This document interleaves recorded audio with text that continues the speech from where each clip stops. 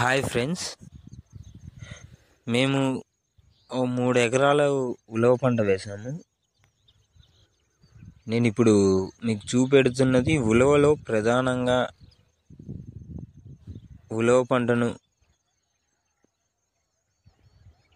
పంట యొక్క దిగుబడిని తగ్గించే మొక్క గురించి. మనం దీంట్లో కలుపును నివారించిన అవసరం లేదు. కలుపు ఆటోమేటిక్గా ఉలవనే అధిగమించి పెరగగలుగుతుంది.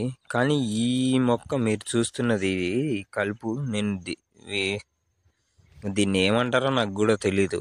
ఈ మొక్కను ఇవి ఎక్కువగా వ్యాప్తి చెంది రూట్ సిస్టాన్ని ఎక్కువగా డీప్గా తీసుకొని ఇవి మనగలగడం జరుగుతుంది.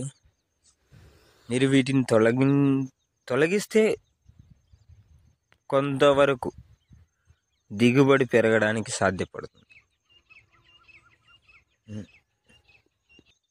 మీరు చూస్తున్నది అదే మొక్క.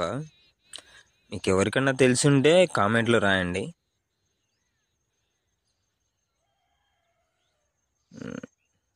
ఉలవలో ప్రధానంగా కలుపు ఏమి ఉండదు.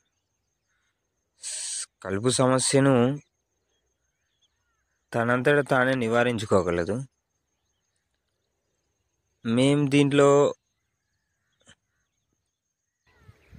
బెండ మటిక విత్తనాలు కూడా చల్లాము, ఇంటి అవసరాలకు ఉంటాయని. మీరు చూస్తున్నది మటిక మొక్క, ఇది బెండ మొక్క. కాబట్టి ఇంటి అవసరాలకు కూడా